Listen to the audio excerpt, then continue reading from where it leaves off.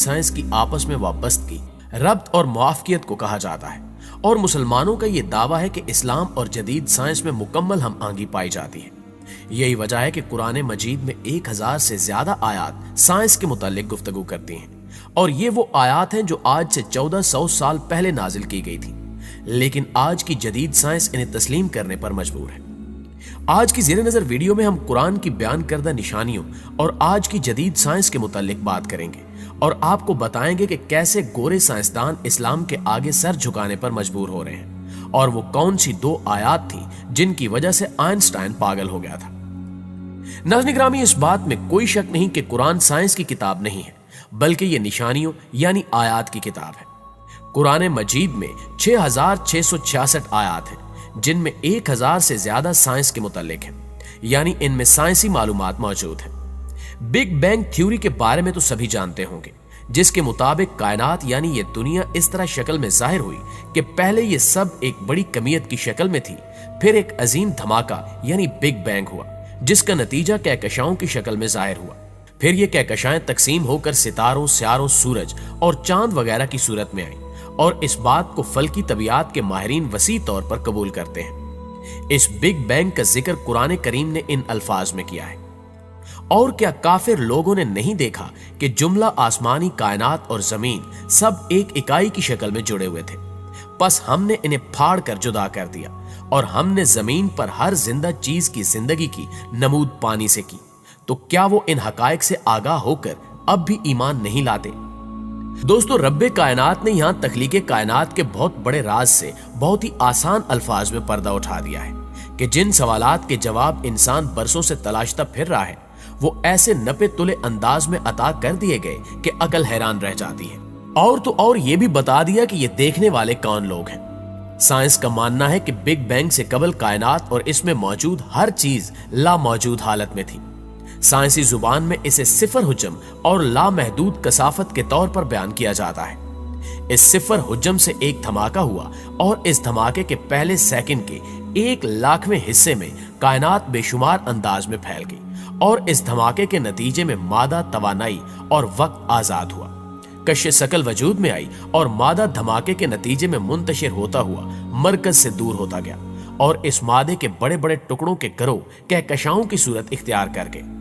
Big bang کے وقت کا تخمینہ تقریباً 11 سے 20 ارب برس قبل کا وقت لگایا جاتا ہے، جبکہ محتاط اندازوں کے مطابق بگ بینگ کا ظہور آج سے 14 ارب برس قبل ہوا تھا۔ یہ بڑے ٹکڑے بنیادی طور پر ہائیڈروجن کے بنے گیسی مرغولے تھے، جو دھماکے کے مقام سے دوری کی جانب سفر کے لیے پوری قوت سے جلنے لگی۔ اس جلنے کے نتیجے میں ہیلیم گیس پیدا ہوئی، اور ان کی کثافت میں اضافہ ہونے کے ساتھ ساتھ جلنے والی ہیلیم اور ہائیڈروجن کی راکھ کاربن بن کر ان کو ٹھوس شکل میں تبدیل کرنے لگی، اور یوں یہ آگ کے بڑے بڑے گولے انتہائی طاقتور کشش ثقل کے ساتھ ستاروں کی شکل میں وجود میں آ گئے، جن میں سے ایک ستارہ سورج ہے جو ہماری زمین کا مرکز ہے، اور ان کی کشش کی بدولت ان کے گرد چھوٹے چھوٹے مادے کے ٹکڑے گردش کرنے لگے، جنہیں ہم سیاروں کی شکل میں جانتے ہیں، جن میں سے ایک سیارے یعنی زمین پر ہم رہ رہے ہیں۔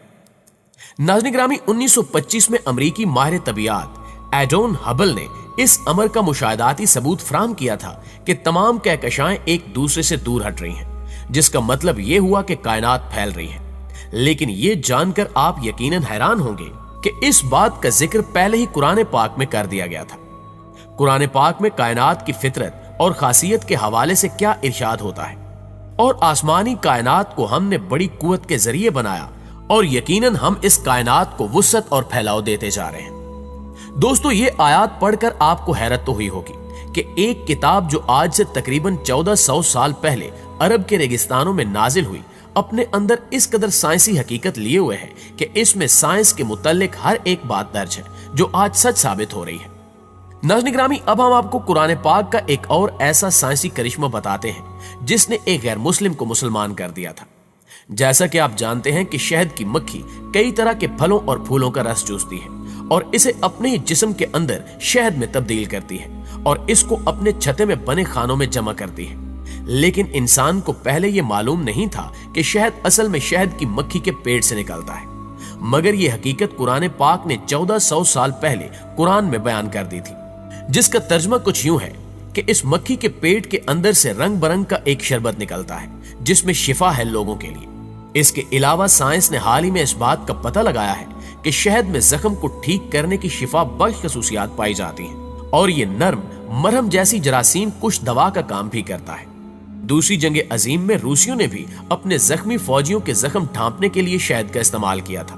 कैरोल नामी एक मसीह राहबा नन ने बरतानवी शिफाखानों में सीने और अल्जाइमर नाम की बीमारियों में मुब्तला इन नाकाबिले इलाज मरीजों का इलाज परपोलस नामी मादे से किया। इसके साथ साथ शहद में विटामिन के फ्रिक्टोज जख्म को ठीक करने की ताकत और जख्म को फफूंदी नहीं लगने देता, जख्म के निशान खत्म करता है और इसके अलावा बहुत कुछ।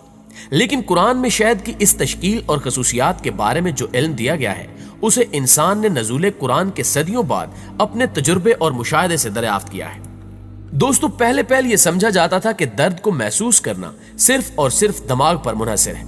मगर साइंस ने जब तरक्की की और इस पर दरियाफ्त की तो मालूम हुआ कि जिल्द में दर्द को महसूस करने वाले आखसे होते हैं। अगर ये खुलियात ना हो तो इंसान दर्द को महसूस करने के काबिल नहीं रहता। लेकिन अल्लाह ताला ने कुरान पाक में बहुत वाज़े अल्फाज में दर्द के आगज़ों की मौजूदगी के बारे में बयान फरमा दिया था कि जिन लोगों ने हमारी आयात मानने से इनकार कर दिया है उन्हें बिल यकीन हम आग में झोंकेंगे और जब उसके बदन की खाल गल जाएगी तो उसकी जगह दूसरी खाल पैदा कर देंगे ताकि वो खूब अजाब का मजा चखें।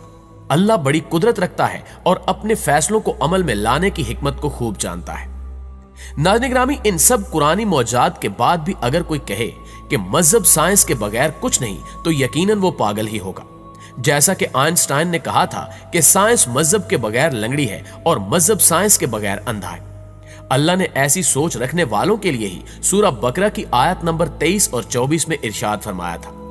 अगर तुम इस कलाम के बारे में शक में मुब्तला हो जो हमने अपने बरगजीदा बंदे पर नाजिल किया है तो इस जैसी कोई एक सूरत ही बना लो और इस काम के लिए बेशक अल्लाह के सिवा अपने सब हिमायतियों को बुला लो अगर तुम अपने शक और इनकार में सच्चे हो। फिर अगर तुम ऐसा न कर सको और हरगिज न कर सकोगे तो उस आग से बचो जिसका ईंधन आदमी और पत्थर है जो काफरों के लिए तैयार की गई है। दोस्तों, ये आयत उस वक्त नाजिल की गई थी जब लोगों को अरबी जुबान पर बड़ा नाज था, लिहाजा अल्लाह ने इनको चैलेंज दिया कि तुम कुरान पाक से मिलती जुलती कोई सूरह पेश करो। लेकिन अल्लाह के चैलेंज के बदले कोई भी इंसान कुरान जैसे अल्फाज पेश नहीं कर सका और न ही कभी कर सकेगा। और यही सूरतुल बकरा की 2 आयत थी जो आइंस्टाइन के कौल को झूठा साबित करती हैं। प्यारे साथियों, इसके अलावा भी कुरान पाक की बहुत सारी आयतें साइंस पर बात करती हैं, मगर इन सब को बयान करने से वीडियो बहुत तवील हो जाएगी। लेकिन इन तमाम बातों के बाद इस बात में कोई शक नहीं रह जाता कि साइंस ने जितनी भी तरक्की की है इसका कुरान ने 1400 साल पहले बता दिया था और आगे साइंस जो भी तरक्की करेगी बेशक इसका भी कुरान में बता दिया गया है। बस हमको इस पर गौर करने की जरूरत है कि ये कुरान हमारे लिए ही नाजिल किया गया है। हमारे रब ने इसे इंसानी जिंदगी का मुकम्मल ज़ाब्ता हयात करार देकर हमसे कहा था कि इस कुरान में गौर व फिक्र करने वालों के लिए निशानियां हैं। जी तो मुअज़्ज़िज़ दोस्तों, आप दोस्तों की राय आज की वीडियो के हवाले से क्या कहती है कमेंट करके हमें जरूर बताइएगा। इंशाअल्लाह आपसे मुलाकात होती है अगली वीडियो में। तब तक अपना और अपने प्यारों का ढेर सारा ख्याल रखिए। अल्लाह निगहबान।